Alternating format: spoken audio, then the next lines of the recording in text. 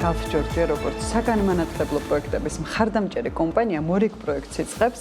Gulf Georgia რესკულთან კოლაბორაციით რეგიონებში მცხოვრები სოციალურად დაუცველი ბავშვებისთვის საგანმანათლებლო პროექტს განახორციელებს. ამ პროექტის აღსაწერად თავდაპირველად შემოგთავაზებთ ვიდეოს და შემდეგ უკვე სტუდიაში სტუმრებთან ერთად გავაგრძელებთ საუბარს. რამდენიმე წლის წინ ვერც წარმოვიდგენდით, რომ ხელოვნური ინტელექტი ასე შეცვლიდა ჩვენს ცხოვრებას. წარმოიდგინე რეალობა, ერთი ადამიანი აკეთებს იმაზე მეტს, ვიდრე აქამდე აკეთებდა 1000 ძალიან ჭკვიანი პროგრამისტი. Gulf-ისთვის მნიშვნელოვანია, რომ შესაძლებლობა იყოს ყველგან, სადაც არის სურვილი და ნიჭი. ამ პარტნიორობის ფარგლებში ჩვენ შევძლებთ რეგიონებში ახალგაზრდებს მიუტანოთ ის ცოდნა, რაც შეიძლება დღეს მათ არ ჰქონდეთ. ჩვენ გვინდა, რომ ბავშვებმა ადრეული ასაკიდანვე გაიგონ, რომ ტექნოლოგიების შექმნა თავად შეუძლიათ. თავიდან რესკულში რომ მივედით, წარმოუდგენელს კი არ მქონდა რომ ჩატბოტს გავაკეთებდი. მაგრამ იქ შესაძლებლობები გამიხსნა. მენტორებიც გვერდში დამიდგნენ და ახლა უკვე ჩემი საკუთარი AI მაქვს გაკეთებული. ფილმში რომ ვუყურებდი როგორ წერდნენ კოდს, სულ მინდოდა რომ ეს იქნება გამეკეთებინა, მაგრამ შეუძლებელი მეგონა. ახლა ჩემი დაწერილი ვებსაიტი ლაივზეა. ჩვენ გვჯერა იმისი, რომ როცა ახალგაზრდას აძლევს შანსს ისწავლოს, სწორედ აქ იწყება ცვლილება. ამიტომ ჩვენ გვინდა რომ ყველა საქართველოს რეგიონში მივიტანოთ როგორც პროგრამირება, ისევე ხელოვნური ინტელექტის განათლება, რომ ამ ადამიანებმა დაიწყონ საკუთარი ექსპერიმენტების ტარება, რომ შენი მცირე შესაძლებლობები გაასმაგო და კიდევ უფრო გაიძლიერო თავი, რადგან ერთ ადამიანს იმაზე მეტი შესაძლებლობა აქვს, ვიდრე მთელ კომპანიას, რომელიც ინოვაციურ ტექნოლოგიებს არიღებს. ეს არის Gulf-ის და რესკულის საერთო მიზანი, რომ განათლება იყოს ხელმისაწვდომი ყველგან და ყველასთვის. ხოდაი ამ ხელმისაწვდომ საგანმანათლებლო პროექტზე საუბარს ვაგრძელებთ უკვე სტუმრებთან ერთად სტუდიაში ჩვენთან ერთად არიან ნინო ჯიბლაძე, Gulf Georgia-ს ვიცე-პრეზიდენტი და პავლე მგელაძეს ვმასპინძლობთ რეინვესტის აღმასრულებელ დირექტორს და რესკულის თანადამფუძნებელს. დილამშვიდობისა. მადლობა რომ მოგვიწვიეთ. კარგია, დილო თქვენთან ერთად. რაღაცა ამბავი იქოქება და თან გურული ტემპებით, ხო? აბა, ნამდვილი გურული ტემპებით, გურული და ჩვენი კომპანიაც გურიისკენ დაიძრა პირველი. გურიაში შევალთ ამ არაჩვეულებრივი პროექტით. მართლა ძალიან საინტერესოა ის ვიდეოში მოისმინა მაყურებელმა კონკრეტულად რას ეხება ეს პროექტი უფრო დეტალურად პავლე გეტყვით. მე აღნიშნავ იმას პირველ რიგში რომ Gulf-ი ფორმაშია და უნდა შევიდეს რეგიონებში იმ საგანმანათლებლო პროექტით, რომელიც აი ესეთი მნიშვნელოვნად წამოგვეწია ჩვენს ცხოვრებაში და ვფიქრობთ, რომ ეს იქნება დამატებითი ერთ-ერთი როგორც მოტივაცია და ასევე პირდაპირ რო ვთქვათ ხელობა, სპეციალობა და პროფესიონალები დაასრულებენ წელიწადნახევრიან კურსს. ბავშვები, რომლებიც შეისწავლიან ამ პროგრამირებას, კოდინგს, ხელოვნური ინტელექტის განათლებას და ასე შემდეგ, ფართო სპექტრია ალბათ. ვიდრე დეტალებს მოვიკითხავთ პავლესთან. რა ერთი შესაძლოა გურული სისწრაფე ძალიან კარგია, მაგრამ რატომ ოზურგეთ? აი რატომ დაიწყება აქედან ეს ამბავი, რა გამოიკვეთა ამ რეგიონში? იცით, სხვათა შორის, როდესაც გეგმავდით ამ პროექტს, მეორე დღეს ჩვენ მივდიოდით გურიაში, ჩვენი სტადიონი გვაქვს იქ საკალათბურთო და რაღაცა უნდა გაგვეკეთებინა იქ პატარა პროექტი და ეს დაგეგმვის პროცესი იყო, როდესაც საუბრობდით, რომ საიდან დავიწყოთ და ისევ ვთქვით, რომ მოდი დავიწყოთ გურიიდან, იმიტომ რომ რა ვიცი, ესე ახლოს ვართ ამ რეგიონთან და თუ ვინმე ყველაზე კარგად გაუგებს ხელოვნურ ინტელექტს, ალბათ გურულები იქნება, ხო? აი, გამოცდილი ამბავი. ეგეთ ხოთი ყველაზე წინ ყოველთვის გურულები ცდილობდნენ გაჭრას და ხელოვნური ინტელექტის დღეს მასე არის, ხო? ინოვაციების ზღვარზე. პავლე, რა უნარებს მიიღებენ ახალგაზრდები, გურულები, მოდი პირველ რიგში, ეს ბავშვები და კონკრეტულად ოზურგეთში რა აი ამ სწავლების განმავლობაში რა დონემდე მიიყვანთ მათ ცოდნას და პრაქტიკულ გამოცდას?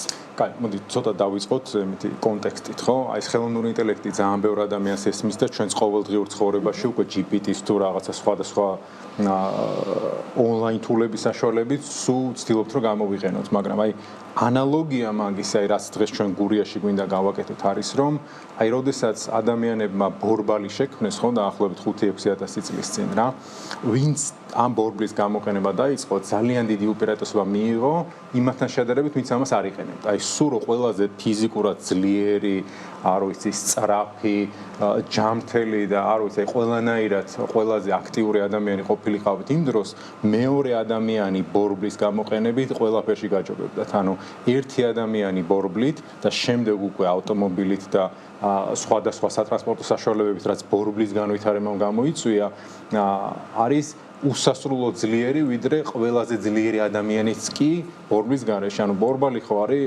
ინოვაციის მეტაფორა არის, ხო რაღაც აი იგივე რაღაც ხდება დღეს სამყაროში, რომ შენ თუ ყავს, არ ვიცი, 1000 კაციანი კომპანია გაქვს და ყველა მუშაობს ისე რომ არ იყენებენ ამ თანამედროვე ტექნოლოგიებს, შენ ერთ ადამიანს შეგიძლია იმაზე ბევრად მეტი აკეთო, იმაზე უფრო პროდუქტიული იყო და ამას ჩვენ ყოველდღიურ ცხოვრებაში ვხედავთ, რომ ხალხს გონიათ, რომ ჩვენ რაღაც საგამომცემლო ბიზნესი ვართ, მაგრამ რეალურად ჩვენი მთავარი ბიზნესი არის ტექნოლოგიური, ინოვაციური სტარტაპების კეთება და ჩვენ სტარტაპებს და ყველა მათ გუნდის წევრს ვაძალებთ, რომ რაც შეიძლება მეტად გამოიყენეთ თანამედროვე ტექნოლოგია, იმიტომ რომ мотивация დიდ კომპანიებს არ აქვს ისეთი, რომ აი ყველაზე ინოვაციური ტექნოლოგიები ყოველთვის გამოიყენონ, ხო? და იგივე ხდება რეგიონებშიც, რომ რეგიონებში არის ყველაზე მაღალი мотивация, რომ რაღაც ისეთი გამოიყენონ, რითაც განვითარებულ სხვა ქალაქები იქნება თუ მათ შორის არა მარტო საქართველოში სხვა ადგილები, იმათ დაეწიონ და გაასწრონ კიდევაც რა.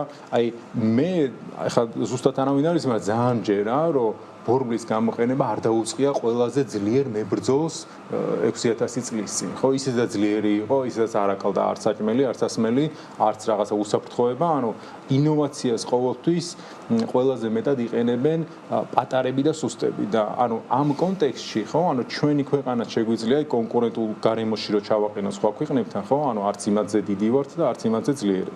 ანუ ჩვენთვის კრიტიკულად მნიშვნელოვანია, რომ დავიწყოთ ყველა იმ ინოვაციურ ტექნოლოგიების გამოყენება, რაც ეგრეთ წოდებულ აი უსამართლო უპირატესობას მოგცემს, ხო, ეს unfair advantage, რაც ბიზნესში არსებობს სხვებთან მიმართებაში რა და ეს თუ ჩვენ რეგიონებში არ გავიტანეთ, პრაქტიკულად შეუძლებელია, რომ რამე მასშტაბს მივაღწიოთ. მაგიტო ძალიან მნიშვნელოვანია გალფის ხარდაჭერა და ზოგადად დიდი კომპანიების, რომ ჩვენი ზომის კომპანიისთვის იმდენ რაღაცას ვართ მოდებული, უბრალოდ არაფრისთვის რესურსი არ ყოფნის და აი ნინჩოს რო ვესაუბრეთ და მე გალფის მენეჯმენტს ძალიან სწრაფად გაიგეს, რაზე ვსაუბრობდით, ბორბალზე თქვენთანაც ბევრი ვილაპარაკე და ზუსტად იგივე ხდება. ეს არაფერი ახალი არ არის, უბრალოდ სხვადასხვა რაღაცეები ტრიალებს. კონტექსტის მერე რა იქნებოდა თქვენი გზავნილი მათ მიმართ, ვინც ახლა რეგიონებიდან უყურებს ამ ამბავს, რა იქნება ეს AI Lab-ი, როგორ ხდება კომუნიკაცია და რა საშუალებებს უხსნის ახლა?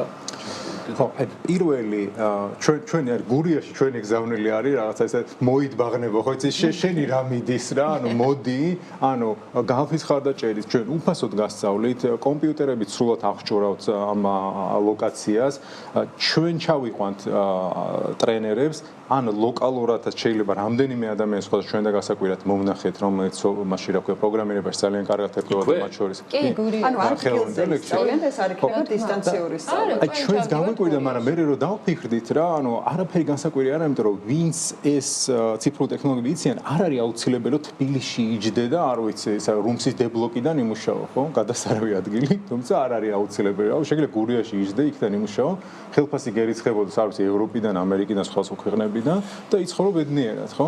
ანუ ამის შესაძლებლობა დღეს არის რამდენიმე 10 წლის წინ არისო რა, აი ძალიან კომფორტულად შეუძლიათ ადამიანებს იცხოვრონ და აი თავარი გზავნილი არის, რომ მოდი ნახე რა არის შესაძლებელი რომ გაკეთდეს და როგორც კი ამას გააგებინებ ადამიანს რა არის შესაძლებელი, ისინი გაგაკვირვებენ იმის კეთებით თუ რა შეუძლიათ მათ გააკეთონ. რა, ანუ შენზე მაგარ რაღაცებს მოიფიქრებენ რა, იმიტომ რომ ბორბალი რომ მისცეს მე ვიღაც ხვევს რა, ანუ 1886 წელს, ანუ აი 195,000 წელი დაჭირდათ Homo sapiens-ებს ბორბლის შესაქმნელად და იქედან 5-6,000 წელსში, ხო, 86 წელს გერმანიაში შიგაწვისძრავიანი ავტომობილი შექმნეს, ხო? ანუ სად ბორბალი და სად ავტომობილი იმხელა განსხვავება არის და მაქედან 17 წელიწადში მე საფრენი აპარატი შეიქმნა რა. ანუ ეს პროგრესი ძალიან დაჩქარებულია და აი კლასიკური ტრადიციული სკოლები ამას ფეხს ვერ აუწყობენ რა. აქ არის საჭირო ესეთი არაფორმალური განათლება. სხვა ტიპის ეთერი ჭირდება BMG-ზე და ნამდვილად მე არაფერი არ მკითხოთ, იმიტომ რომ პავლე ისე ხსნის ყველაფერს რომ მართლა მინდა რომ სულ უსმინო და ყველა მოსმინო. კონტექსტიდან გამომდინარე კონკრეტიკა რაც ახლა ჩამოაყალიბა კი იტევს კიდევ ერთ თემას თქვენი საერთო გეგმებიდან გამომდინარე გულისხმობ სკოლს და გალფს. მე როგორც ვხვდები გურია მხოლოდ დასაწყისია. დიახ. და ეს არის ცალსახად მთელი საქართველოს რეგიონების მოცვა. აუცილებლად ჩვენ ვაპირებთ რომ მალევე, ანუ ეს პირველი ორი პროექტია გურია და მეორე პროექტი არის ასევე განხორციელდება ზუსტად იგივე სწავლება თბილისში და ეს შეეხება სოციალურ დაუცველ ბავშვებს. იმდენს რამდენსაც კურსი დაიტევს, ასევე ვეპატიჟებით უკვე მალევე იანვარში დაიწყება გურიის პროგრამა და იანვარშივე ვაპირებთ რომ გამოვაცხადოთ თბილისში ზუსტად იგივე ტიპის კურსი, ოღონდ ეს იქნება უკვე თბილისში მცხოვრები სოციალურ დაუცველი ბავშვებისთვის და ასე ჩავალთ ნაბიჯ-ნაბიჯ ყველა რეგიონი. აუცილებლად ჩავალთ. ამ პროექტს მე ძალიან დიდი იმედით ვუყურებ. მე არ ვუყურებ ამ პროექტს მხოლოდ ისე რომ რაღაცას ვაძლევთ ახალგაზრდებს, ну, ალბათ ძირითადად იქნებიან, რა თქმა უნდა, 16 წლამდე მოზარდები, მაგრამ ეს 16 წლამდე მოზარდები, როგორც რესკულის პრაქტიკა გვაჩვენებს და როგორც პავლეს ძალიან ბევრი ისტორია აქვს მოყოლილი, თითქმის ნახევარზე მეტი სანამ დამთავრდება სწავლა, იქამდე ის პოულობს შემოსავლის წყაროს.